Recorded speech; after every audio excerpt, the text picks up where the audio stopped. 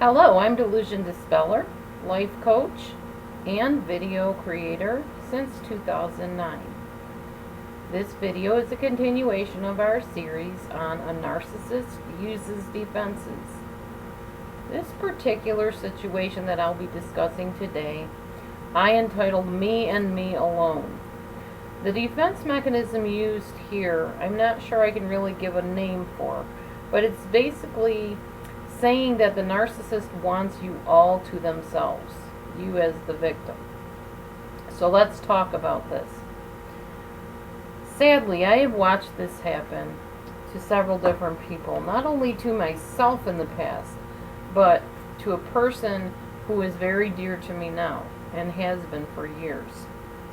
In this case, this person that I'm referring to, her partner so shaped her into his version of what he decided she should be, that she's now unable to enjoy many of the things that made her her. Her hobbies, her interests, her talents, everything has been shelved to the point where she doesn't even really know if she has an interest, and if she does have an interest, she's not sure how to go about getting involved in these things that she used to be very involved in.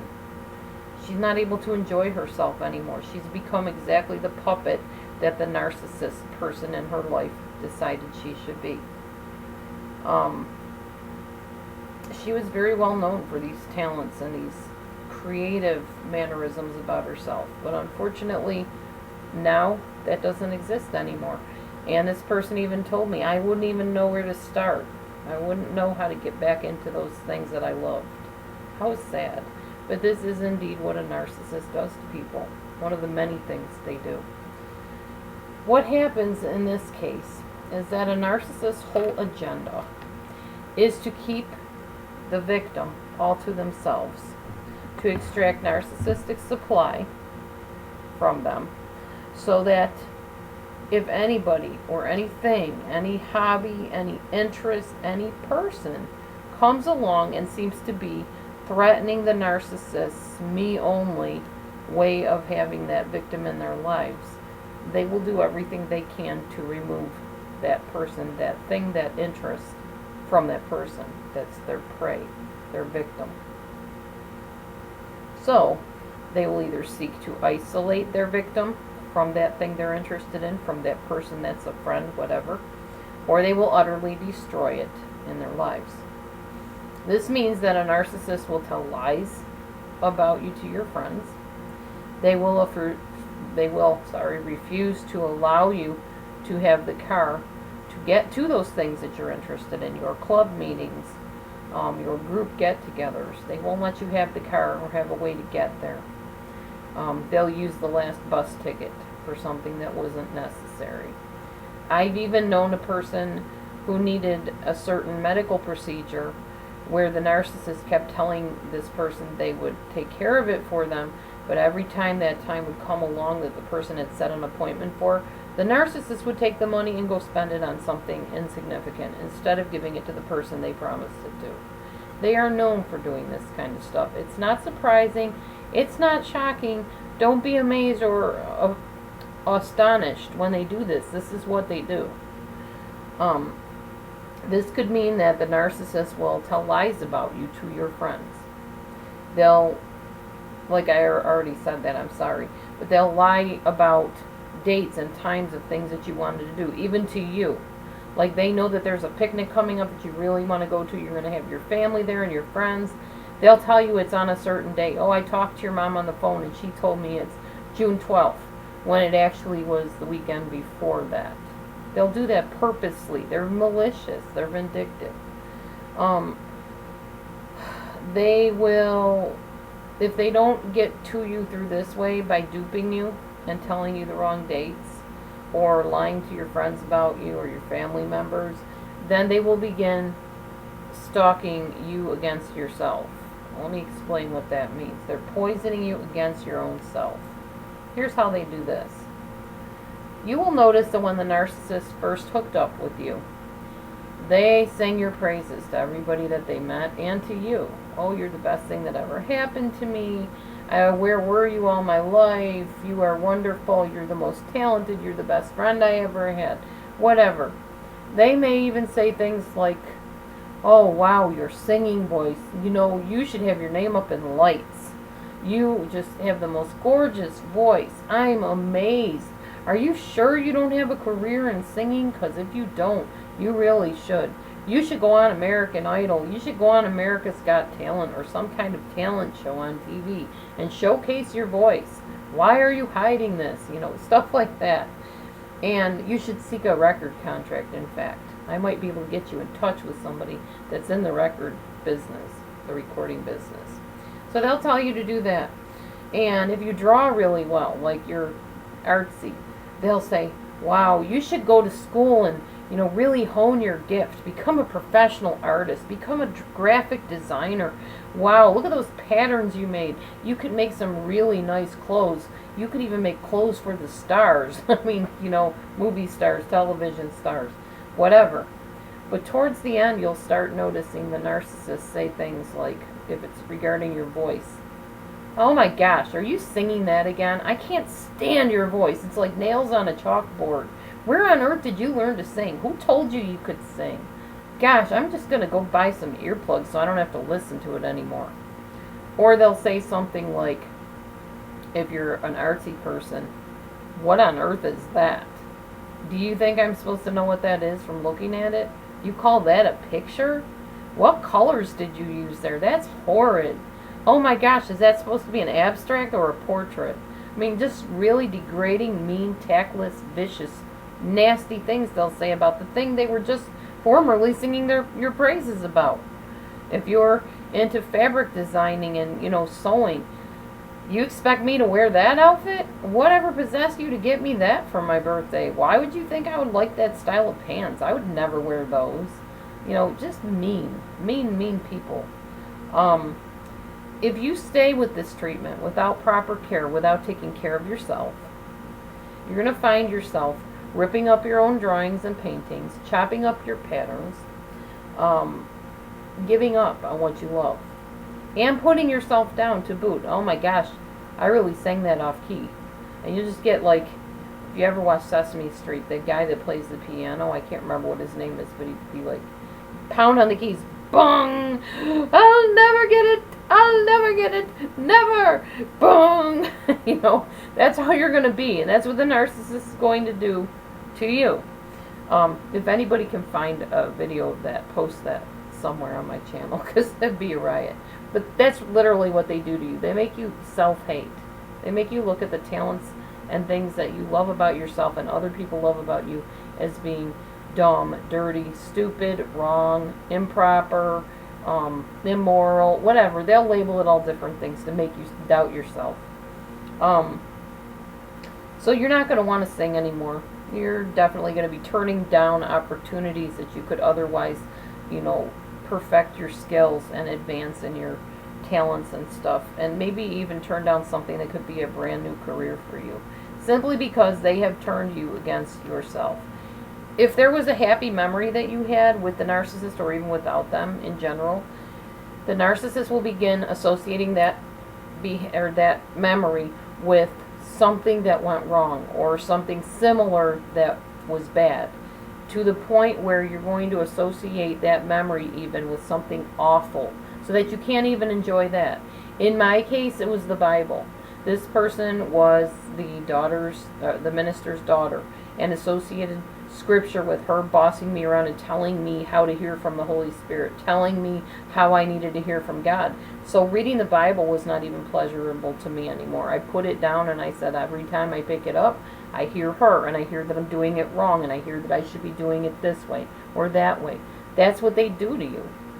Every time that you bring up something good in your life, they will tell you something bad about it, or why it won't work out, or how stupid you were to even think you could do that. They'll tell you, if you remind them of something that they partook in with you that was a happy time, that never happened. I can't believe you thought that. You're exaggerating. That's not how it happened at all. You're just dreaming. Or they'll say something like, you wish. Never. I would never do that with you. Anything to discredit you or destroy your joy. That's what they're all about. Continuing on. They will put down family members and friends that you're closest to, telling you all the bad things about them so that you cannot celebrate the good people that they are. They'll say, why would you want her for a friend? She's just ugly. Look at the way she does her hair. Look at how she said that or did this. Look who she hangs with. You know, they'll get you to start doubting everything that you love and enjoy in life and feel fulfilled in. That is why I say to you always on my videos, number one, take care of yourself, of course. Number two, you need to realize, please get this through your head if you possibly can. Not because I'm demeaning you, but because seriously, if you can grasp this, you will understand why I tell you to get out of these relationships if you possibly can, or at least practice really strong self-care. You need to realize and remember the narcissist was never in love with you. The narcissist was never in the relationship for a relationship. They are not wired that way. They did not come into a friendship with you, a love relationship with you, a partnership with you to actually have a partnership, to actually be in a marriage, to actually have a friendship, to actually work on these goals and hopes and dreams that they claim they're going to help you both realize and be partners in. They never had an intention of any of that. They were never in love with you. They never cared about you. It was never about you. They never had any intentions of a happily ever after. I'm sorry, that's just the truth. They're not wired that way. They weren't designed that way. Well, they may have been designed originally that way, but they were not brought up in a healthy way where they could develop themselves healthy and be in healthy relationships. They're only in the relationship to extract, to drain, to covet, to be envious of you, to abuse you, and then ultimately to leave you if that suits their plan better than staying with you. Now, will narcissists stay? Yes, they do. A lot of them are married. Why? Because their spouses are inverted narcissists or codependents or borderlines, people that depend on them and depend on external things to give them what they need internally. If you are the type of person that need to have attaboys from people and hugs and told that you're doing great jobs at your workplace, or you're a wonderful, beautiful person in your marriage all the time, you have to have this constant assurance, you are perfect prey to a narcissist. They love people like that. Not love, but you know what I mean. They prey upon and they derive their satisfaction on your needing them, your neediness. It was always about the control for the narcissist. And once they've fully lost that control or feel like they're going to, they will likely move on to the next victim. That happens to be my phone in the background. You being fulfilled is not on their radar. Just ignore that phone. I'm going to wait till it stops. Sorry. It's a long ringer. Okay. You being fulfilled is not on their radar. You both having a loving, committed, dedicated, goal-centered, fulfilling relationship, genuine relationship that will stand the test of time. Nope, not even a thought or a twinkle in the narcissist's brain cells. Not even remotely. Please believe me, it's true. I know it seems unreal because you as a person that is probably an empath or has empathy, you're in relationships to relate. You're in relationships to form something and build a relationship. They are not. Hold on one second, please. Sorry about that. Narcissists, on the other hand, are envious. And they will stop at nothing to annihilate anything that gets in their way of completely owning you in a selfish way. They want what you have, but they know they can't get it because they never go about it the right way. They're always self-seeking. And they're doing it by destroying other people to lift themselves up. And that never gets you anywhere except with the wrong people. The narcissist sees you as a very shaky source of supply once you have learned that you do not need that external approval or allowance to live your own life or acceptance. Pardon me. So they are constantly worried that you, their main supply source, is about to disappear and they will need to start all over again in their efforts to find new prey. So they do their best to cripple and immobilize you within the relationship, so they don't have to try so hard next time. They don't have to go out and look for a new source and be phony and do what they do and put on their little mask. Why bother with that if you already have a ready-made supply? Again, the best idea with a narcissist, if you possibly can, is to safely leave them and move on without them, and practice good, healthy self-care and get the counseling you need to get back on your feet. At least decide not to lose your identity if you are in the relationship still. Practice your self-care, be willing to end things as necessary, and at least talk to somebody about it. Don't keep it a secret. Don't try to do this all on your own. You don't have to. Come to me. DelusionDispeller@gmail.com is my email address. I also offer paid sessions. There's plenty of other people that can help you. Don't go through this alone. I'm here for you. All right. On that note, stay tuned for the next video.